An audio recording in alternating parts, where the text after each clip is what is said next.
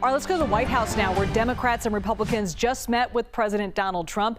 Lawmakers are just speaking just moments ago. I believe we have Hakeem Jeffries and Chuck Schumer. Let's listen in.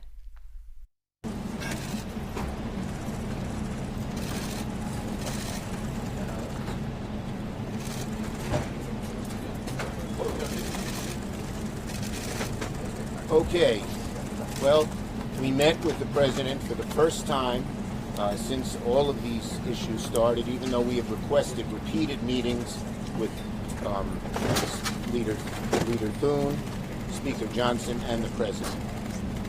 We have very large differences on health care and on their ability to undo whatever budget we agree to through rescissions and through impoundment, as well as pocket rescissions. And I think for the first time, the president heard our objections and heard why we needed a bipartisan bill. Their bill has not one iota of Democratic input. That is never how we've done this before. When I was leader, we negotiated 4 times with Republicans, and we never had a shutdown. And so it's up to the Republicans whether they want to shut down or not. We've made to the president some proposals. Our Republican leaders will have to talk to them about them, but ultimately he's the decision maker. And if he will accept some of the things we asked, which we think the American people are for, on health care and on rescissions, he can avoid a shutdown. But there are still large differences between us. There was a frank and direct discussion with the President of the United States and Republican leaders, but significant and meaningful differences remain. Democrats are fighting to protect the health care of the American people, and we are not going to support a partisan Republican spending bill that continues to gut the health care of everyday Americans. Period. Full stop. There's a Republican-caused healthcare crisis that is causing hospitals and nursing homes and community-based health clinics all across the country, in rural America, urban America, small-town America, the heartland of America, and black and brown communities throughout this country. And that crisis is happening right now.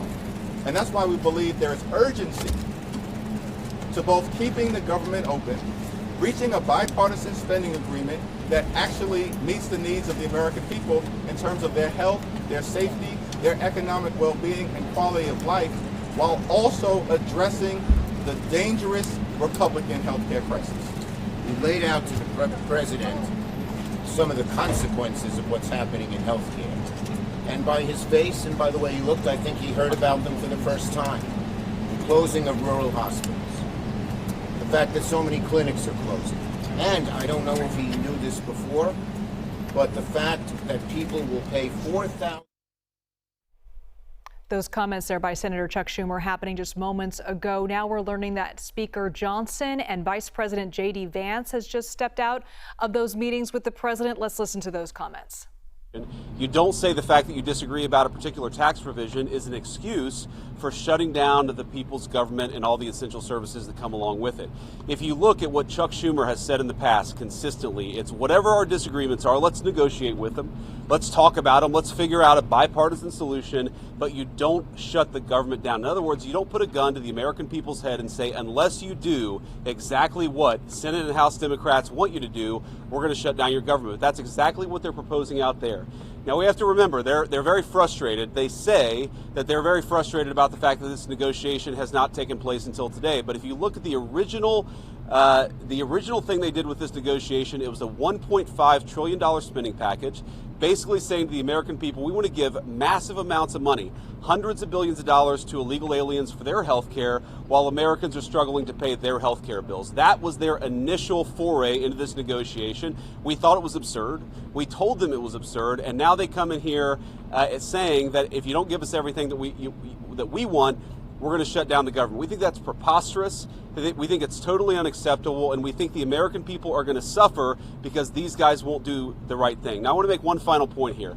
You will hear a lot from Senate Democrats, from House Democrats about the fact that American health care policy is broken.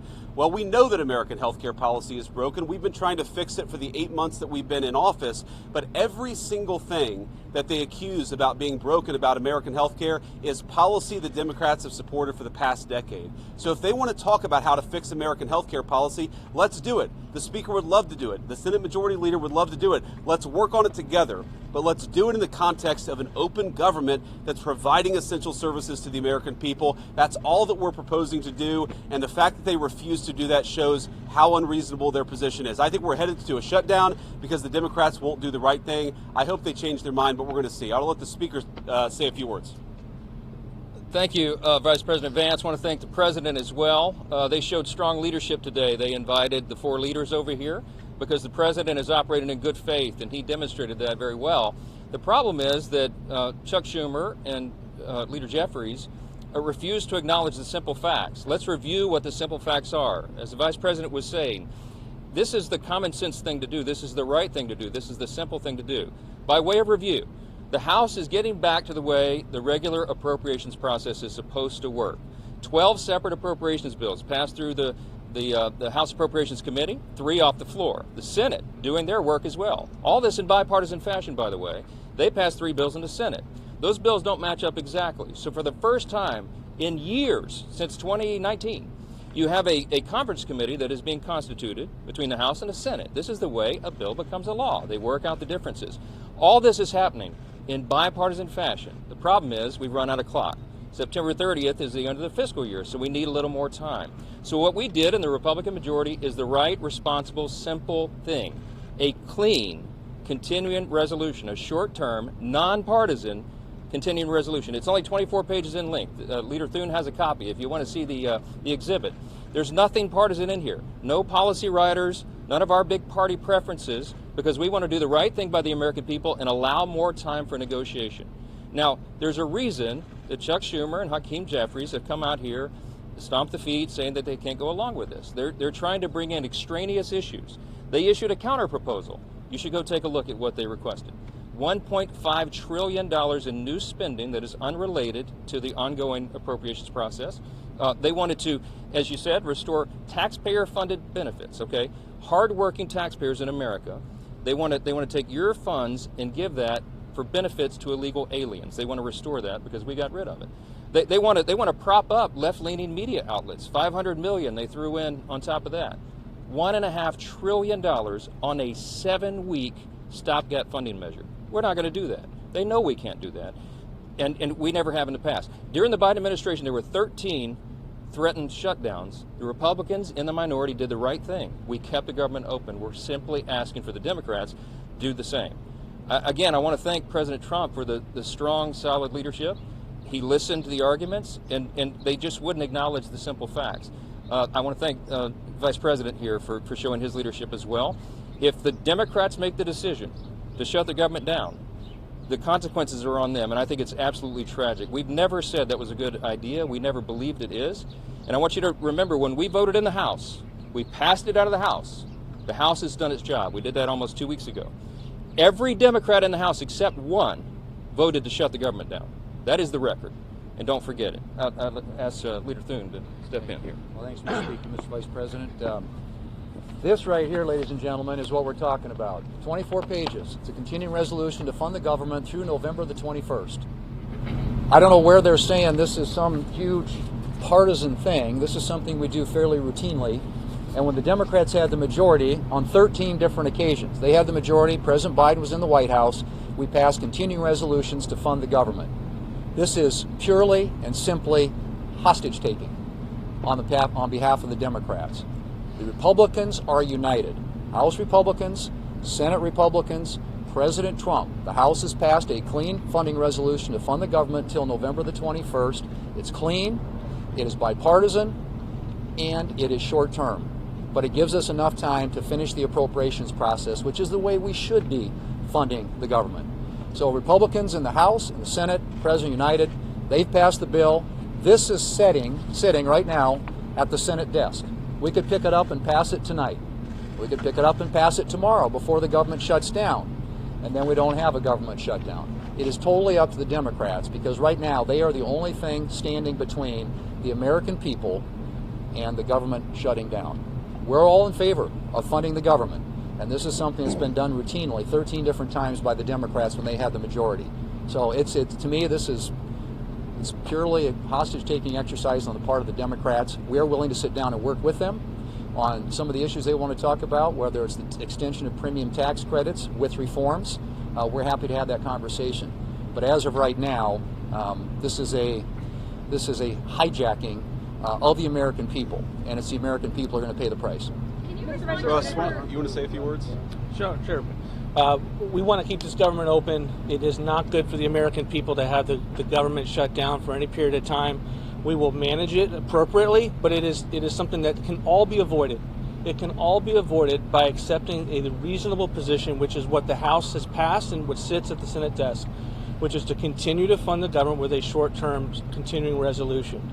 It has never been a viewpoint that $1.5 trillion is a reasonable amount of spending to be included on a short-term CR. This is hostage-taking. It is not something that we are going to accept, and we hope that the Democrats come back from the brink, fund this government, and allow us to move forward. Thank you. Great. Mr. What's Vice up? President, so just to be clear, is there room for negotiation here with Democrats? And you mentioned you believe that we are headed toward a government shutdown. Is the federal government preparing to fire federal workers if the government does indeed shut down? Well, first of all, we have to keep essential services functioning as well as possible if the Democrats shut down the government, and Russ has been tasked with making sure that's possible.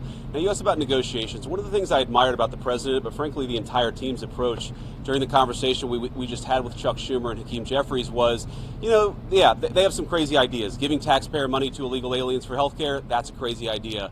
Funding transgender surgeries in Peru, that's a crazy idea. But they had some ideas that I actually thought were reasonable, and they had some ideas that the president thought was reasonable. What's not reasonable is to hold those ideas as leverage and to shut down the government unless we give you everything that you want. There were multiple times where Leader Jeffries or Leader Schumer would say, you know what, we should be doing this, and the President of the United States would say, yeah, absolutely, let's have that conversation, but we're going to do it in the context of the people's government being open. We're not going to let you take the people's government hostage and then give you everything that you want. And that's really the state of the negotiation. Yeah, let's have a conversation, let's have a negotiation, but we're not going to shut down the government because we won't give the Democrats everything that they want. Caitlin. Can you respond to what Senator Schumer said, that there were aspects about health care ending for certain people that the president was learning about for the first time in that meeting?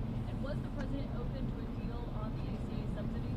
Well, I'm highly skeptical that the president was learning about it for the first time, thanks to Chuck Schumer. But what I will say is, look, we have put a $50 billion rural hospital fund into the big beautiful bill that we passed a few months ago, because we know that under Biden administration's policies, there are a lot of small town hospitals, a lot of rural health care that was getting shut down and that was struggling. We're trying to fix that problem. In fact, we're happy to work with Democrats to fix that problem. We want to work across the aisle to make sure that people have access to good health care. We are not going to let Democrats shut down the government, take a hostage unless we give them everything that they want. That's not how the people's government has ever worked. That's certainly not how it's going to work under the Trump administration. Go ahead, please. This is very important on health care.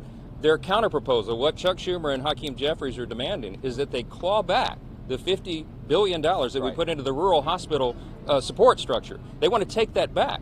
We're not going to do that. We passed that because we have to allow for that. Also, if they shut the government down, not only are troops unpaid, federal workers, and all the services that everybody relies upon, but the WIC program, the nutrition program, women, infant, and children, they will not get that program, will not be funded. FEMA won't be funded. We have hurricanes off the coast of the United States right now. This is serious business. You have telehealth, you have mental health services, all that's funded by the government would stop if Chuck Schumer and Hakeem Jeffries and the Democrats have their way. The Democrat shutdown would be damaging for the country. We can't allow for it. Yeah. Thank you all. Top Republican leaders there speaking to the media outside the White House after a meeting with President Trump and top Democratic leaders on how to avoid a potential government shutdown and reach some sort of agreement here. I want to bring in CBS News senior White House and political correspondent Ed O'Keefe, who's live for us outside the White House. Ed, it seems like these two sides are very far apart and that a shutdown is imminent here. Very large differences, says Chuck Schumer, the Senate Democratic leader. There are still large differences between us. Significant differences remain, says the House Minority Leader Hakeem Jeffries. The Vice President, I think we're headed to a shutdown because Democrats won't do the right thing. Folks, it all expires at midnight tomorrow night, Eastern Time, and it appears that the sides are nowhere closer to any kind of an agreement. A reminder, the House of Representatives about 10 days ago now passed a extension of government funding at the current spending levels for 7 weeks through right before Thanksgiving, as you heard the Senate Majority Leader John Thune say. Democrats are needed to support this, at least 7 of them, in the Senate, where you've got to have at least 60 votes. When we go back to this issue of 60 votes in the Senate. And right now, Democrats United are saying we're not going to support this unless we can have conversations about extending a key tax cut that is set to expire at the end of the year for millions of people who are on the Affordable Care Act. That's where you start to hear the president, the vice president, the speaker talk about Democrats want to give health care back to illegal aliens. Well, Republicans have provided no proof that any undocumented immigrant was accepting health care in a fraudulent way on that program, but it's the talking point they're using, saying how can it be that taxpayer money is going to be used to give health care to illegal aliens, as they put it. Again, no proof of that. They also point out they want to give $500 million to left-leaning news organizations. That's because Democrats are pushing to restore the $500 million in federal funding to the Corporation for Public Broadcasting, which of course pays for NPR and PBS. That's where they are at this point. They're miles apart. But what you heard Leader Schumer say is that he believes for the first time the president was made aware of some of the things that Democrats are offering, and he seemed open to potential negotiations. You also heard the Democrats say that while the president didn't walk out there to talk to reporters, it's ultimately the president who's going to decide what goes on here, because Republicans have been taking their cues from him. So that's why Democrats wanted this meeting today, was to get in front of the president and say, you're keen to make a deal. Let's do that.